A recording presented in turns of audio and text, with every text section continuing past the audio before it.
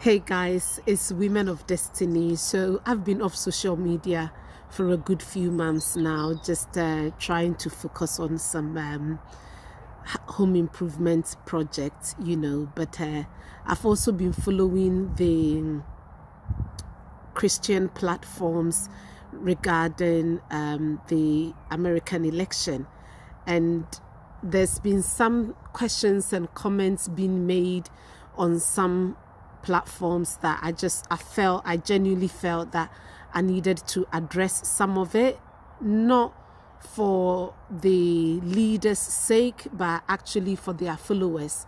So I'm gonna group the leaders into three main categories. So I've got Marcus Rogers, I've got Ruslan, and Lecrae, and this is not to endorse any man of God or anybody out there preaching, nor to condemn them either. But I think that the likes of Marcus Rogers have taken a stand that God spoken to them and told them that Donald Trump is the man, and therefore they are backing him up.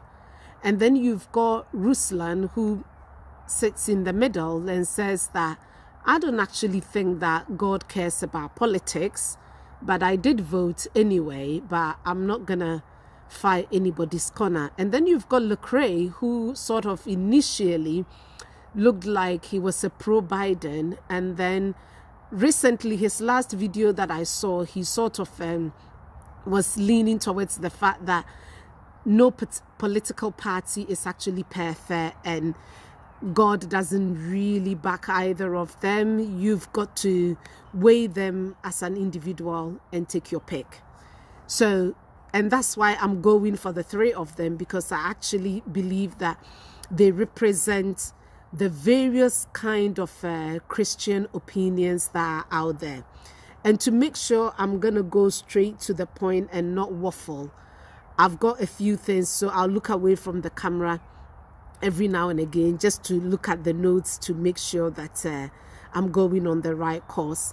And I can tell you, this definitely wasn't the kind of message I was looking to as a comeback message, because I personally am not into politics, but I think that some of the questions that has been raised on some of these major platforms needs to be addressed. So I've titled this message Marcus Rogers, Ruslan, Lecrae, and the Christian being their followers, really. So what Marcus has been very clear about is that he's not saying he's pro-Trump.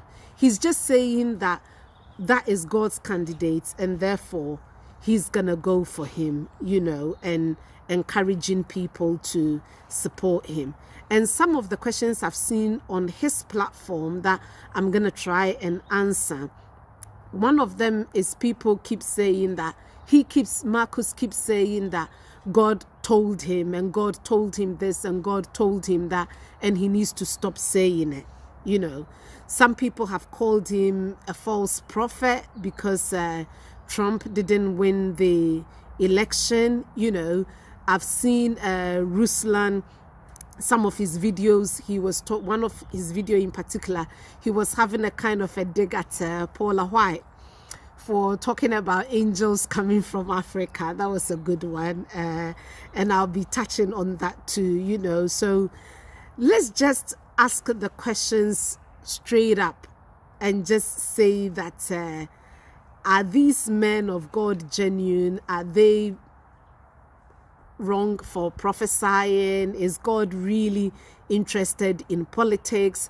So for the next 10 minutes, I'm going to try and answer some of those questions that has been asked. So the first question is that, does God have a choice candidate? And the answer is a straight up yes, he does. Okay. And I'm going to, first example is going to be Cain and Abel. God rejected Cain's sacrifice and accepted Abel's sacrifice. Now, somebody's going to say that, come on here, that was the sacrifices. But actually, the heart and the condition and the status of the individual presenting the sacrifice makes a big difference. Because when you actually get to Genesis 4 chapter 7, God says to Cain, if you did good, would you not be accepted? So if you wasn't accepted, it was a rhetorical question. If you did good, would you not be accepted? So if he wasn't accepted, then by all means, he was rejected, isn't it? Okay, so Abel, we can confidently say Abel was God's choice, Cain wasn't. And then we have Malachi 1:3, Romans 9:13, where it says that Esau I have loved, and Jacob I have loved, and Esau I have hated. Now, in the context of when that was written, it was referring to a group of people and the descendants of Jacob and Esau. And clearly God did choose Jacob, because in the end, the 12 tribes of Israel came out of him. So it doesn't mean that God did not bless Esau. He blessed him. If you look at the time that Jacob came back to apologize to Esau, all the gifts he brought him, Esau said, no, I've got my own. So Esau was very well blessed. So when God doesn't choose you, it doesn't mean he's not going to bless you. He's the same God that allows the sunshine on the righteous and the guilty and the sinful, the good, the bad, and the ugly. Yeah.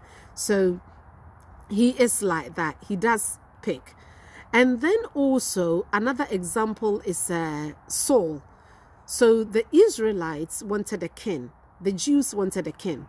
And God said, no, I'm not quite ready to give you a king. And they said, no, we want a king. So God gave them a king. Was it God's choice of a king? No, because God told them all the things that Saul was going to do that was going to be inappropriate. But God did choose David, the man after his own heart. So God is very much interested in leadership, and he does pick people and he rejects some people. Now, if Saul was his choice, then really Jonathan should have been the next heir to the throne. But then Jonathan lost it. He died, but in a way, God could have preserved him and given it to him. But we knew God wasn't going to give the throne to Jonathan, because actually, even Jonathan himself knew that the throne was going to go to David, and he was doing everything he can to protect David. So if men of God out there are saying that Trump is the chosen one, then will God bless America without Trump? Yes, God will still do that. Ultimately, God doesn't need a man. He's sovereign. But in principle, God needs a man, because he gave the earth to man, and therefore he needs a man to rule. And the people, by the nature of choosing the leader, you presented two people, Biden and Trump. So if people that hear from God are saying that God has chosen Trump, then so be it. God does need Trump to rule the world and rule America. Okay? So the other question I've seen people ask, can God use Biden to do the same thing that he would have used Trump for if Biden is going to be president? Yes, he can, but it doesn't make Biden God's preference. The other thing you've got to remember is that God always prefers to go with a willing heart, and he will often not force man. He can, but in his as a principle, he normally wouldn't. He would like one that is willing. So if he's saying that, this is not me saying, I'm talking about what the men of God has said on the platforms, that this is God's choice. So if Trump is the third choice for God, then yes, God can use Biden, but will he? We don't know, because the power lies with him. That brings me nicely to another question. that people are saying that, are the prophets and the men of God who said Trump will win, are they wrong? Because Trump hasn't won the election. Now, the answer is not, I won't say they're wrong, neither am I going to say they're right. And somebody's saying, you're sitting on the fence. No, I'm not sitting on the fence, because the issue has not come to a conclusion yet. But I'm going to tell you, I'm going to share a couple of scenarios with you to make you see why they are not wrong yet. So in 2 Samuel chapter 12, when David and Bathsheba had their son, God told them that the circumstances under which they had that child wasn't his way, and that child was going to die. Despite all the prayer and fasting that David did, that child died. It did not matter what. However, in one of the Timothy's, Paul says that concerning the prophecies that has gone forth before about you, make warfare concerning them. So why is it that David made warfare and prayed and fasted and his son didn't live? That was God in his own sovereignty choosing to say that nothing is going to change my mind on this matter. You go back and you look at Isaiah 38 and 2 Kings 20. On the other hand, you have King Hezekiah, who was told to put his house in order because his life was coming to an end. He goes to the altar and pray, and within minutes, God changes his mind and sends the man of God to go back and say that he has added another 15 more years to his life. Let me ask you a question. If God had not given the word to this man of God and had given it to another man of God, would it have made that man of God a false prophet? No. God has changed his mind, and God is just chosen to honor the king's prayer. So, for all our people that are saying Trump is going to win and he didn't win, does it make them liars or false prophets? I've got one last example to share with you. There is an experience in 1 Kings 22. 1 Kings 22. There is an experience there about a king. No, that was it was about a king that God wanted him to take an action, and all the prophets prophesied. It said that there were 400 prophets that said that the king was going to win the battle, and these were all prophets that were surrounded by the king. However, Elisha alone, when he was consulted, actually, no, that's not the one that it was by Elisha. The next one I'm going to talk about was by Elisha. One prophet stood up and said that, no, the king is not going to win. And as a matter of fact, God is showing me a vision. And in this vision, God had allowed a spirit of lying to come and deceive all these prophets. So these prophets were prophesying something that they genuinely thought was true. But according to the last prophets the king consulted, they didn't even know they were lying. It was a deceiving spirit that had possessed them and had fulfilled God's will, because God wanted the king to think he was going to win the battle. So did God change his mind like he did on Hezekiah? Did God allow a deceiving spirit to fill the mouths of prophets so that they would say what he wanted to say? When those things happen, usually the individual in question is God's got a beef with this individual and wants to teach them a lesson. So can we really say that perhaps this is an assumption? Trump was filled with a bit of pride and God wants him to feel like he's the man, but he isn't, and just sort of boosted his ego. Maybe, we don't know, because we haven't come to the end of that journey yet. And then there is another important one that I personally kind of lean towards this. And this is probably the only place where I'm sharing my opinion or my thoughts and my feelings in relation to all of this. Everything I'm putting out there, I'm relating it in general to the three kinds of ideologies that are out there. So this one in 2 Kings chapter 3, the king went to war and Elisha prophesied that he was going to win without a doubt.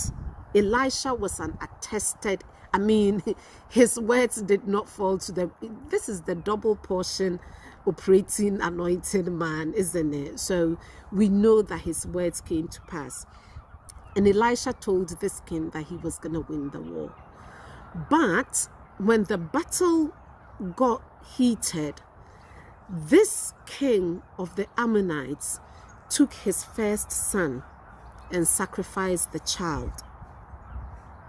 And the battle turned against the Israelites. The Israelites retreated and ran home.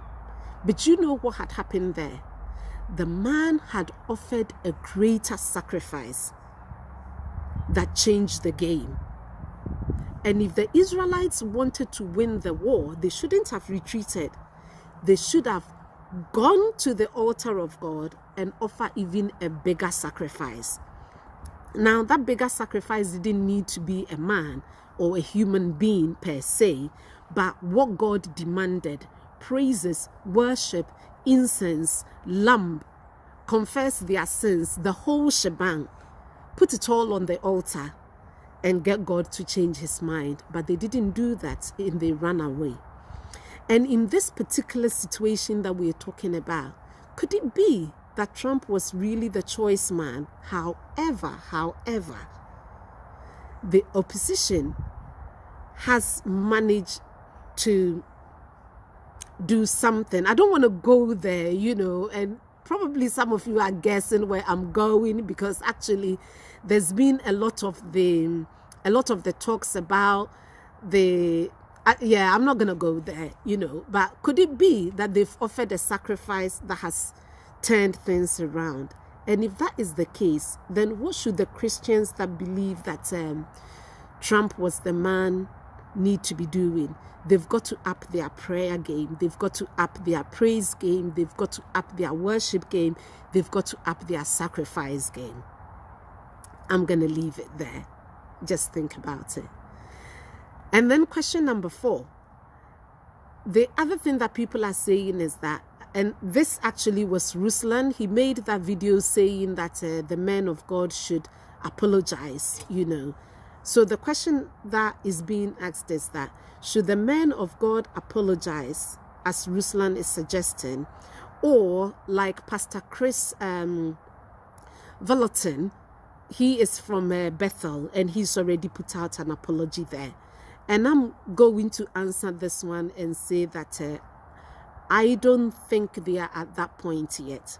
I would say that the men of God need to wait for the final outcome and then go to God for each individual's own guidance of what God is saying to them, whether they need to apologize or not. And the reason why I'm saying that is that the need for the apology depends on what sort of congregation you've got, the maturity of your following, the crowd that are following you. How familiar are they with the prophetic office? What is their understanding? That sort of thing, And the reason why I talk about maturity, there is somewhere, I think it was in Corinthians, that Paul was addressing the issue of defilement and eating of food sacrificed to the gods. And he said that let the one that is matured not let their decision affect the one that is immature. So if I know that I can take this food, bless it and eat it, even though it was sacrificed to idols, and it will not cause me any harm, for the sake of my fellow believer who doesn't have that maturity to bind and break, who doesn't have that conviction and is not quite sure whether they should even be mixing with unbelievers, for their sake, I should not be eating the food. So I won't say they necessarily need to apologize, but it might be needed so that they don't lose their following. And it's not really about losing the following, but actually not causing heartache to their followers. You don't want to scatter the sheep because they got confused about something. And it would be a big man thing to do, to actually apologize if it's the right thing. That brings me to question 5. Does God talk to men of God all the time, like Marcus references regularly? Yes, he does. It's God talks all the time. It's up to every individual. It's up to us, the Christians, to be in tune. And some of these things come with maturity and a deeper relationship with God. So Abraham walked with God for a long time. And then after a while, God called him his friend. Now, who's your friend? The one you can just pick up the phone and say, hey, have you heard about this? The one that you can just send a text. I mean, think about it. How many text messages do you send your best mate in the day? How many chats do you do in a day? So if God's got that relationship with anybody, yes, they do a lot of chit-chatting. The other thing you will find also is that this level of chit-chatting also comes with the individual communing with God regularly and the sort of things that God tells them. And sometimes the thing with the prophetic is that you could hear something, it may have lasted even just for 30 seconds, 2 minutes. But in the spiritual realm, it was just a 2-minute conversation with God. But it's got layers of revelation in there. And as you unpack them, it probably contains 10 messages. So in that case, God has told you 10 things, but it was just in one conversation. So for those that are questioning whether God does talk to Marcus, the amount of times he keeps saying God talks to me, yes, God do talk to his people. In fact, with Adam, it says that God talked to Adam every evening in the cool of the day. God went to Adam and had a bit of a chit chat with him. And this type of chit chatting do happen in church settings as well, which is called utterance. So you can be in church and when the spirit of utterance falls, it feels like everybody's prophesying, everybody's hearing something from God, everybody's got something to say to you about God. And that is true. That is the spirit of utterance. Now, to the one that some of you may call juicy, and my final question is the one on Paula White. Will angels actually come from Africa to help America? I'm not sure if they will be coming from Asia or Europe or Africa.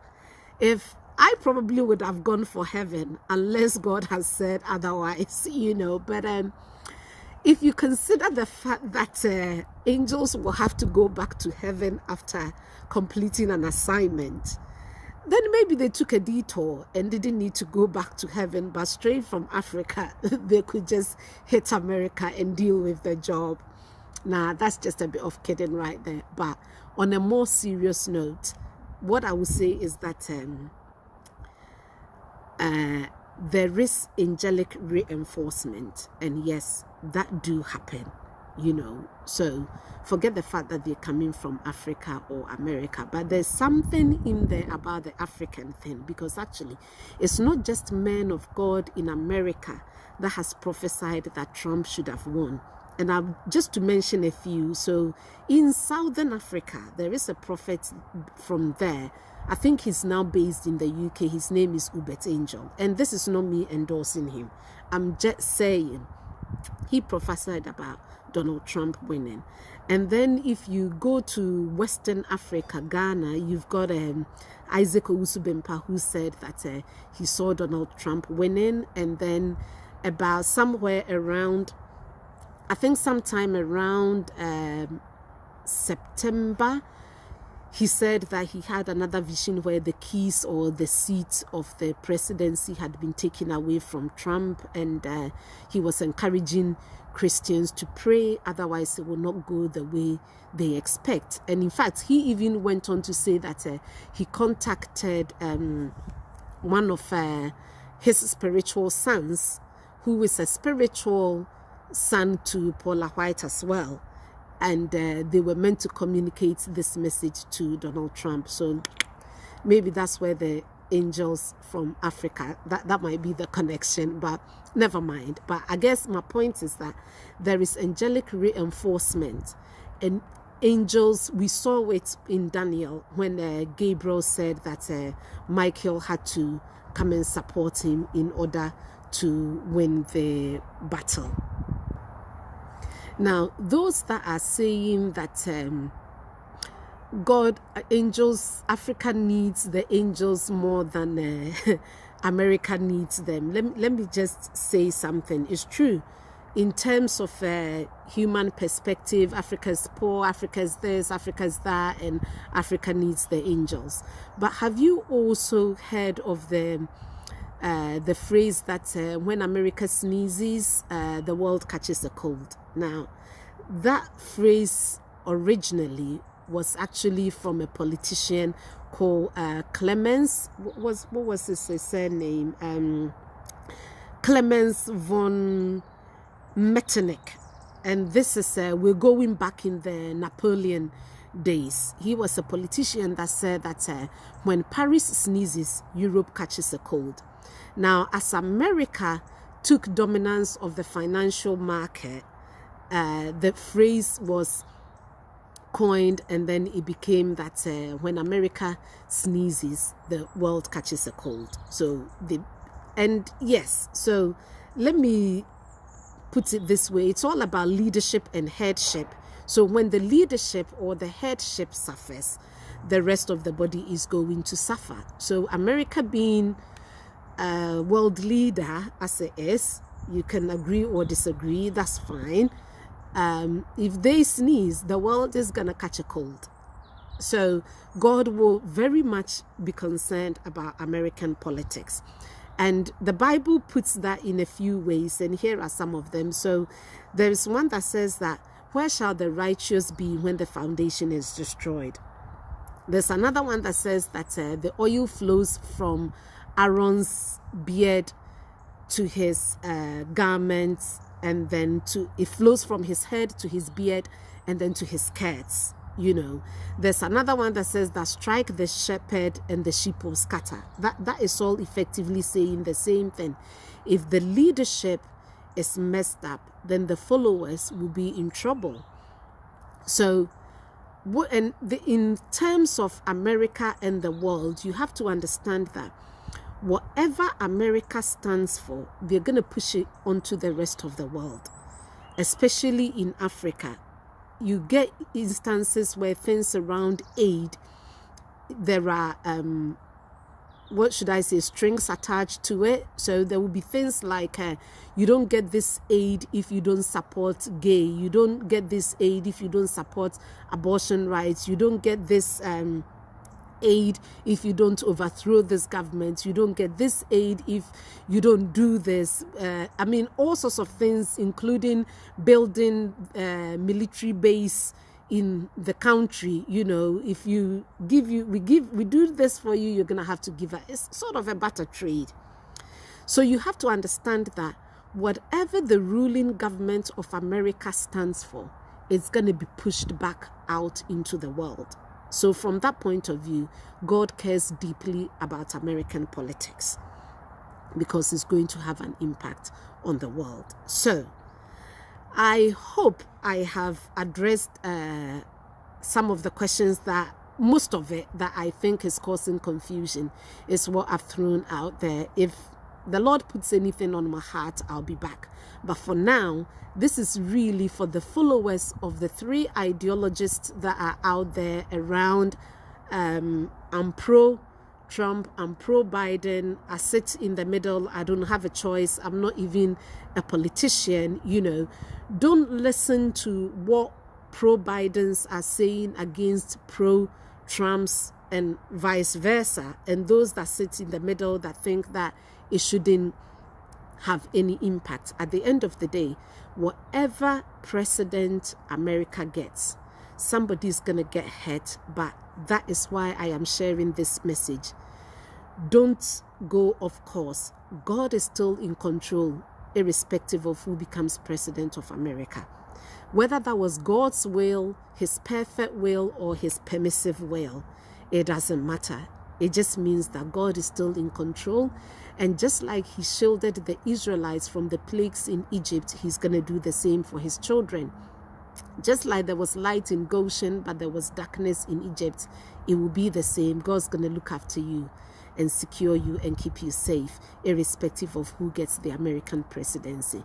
God bless you. Have a lovely week.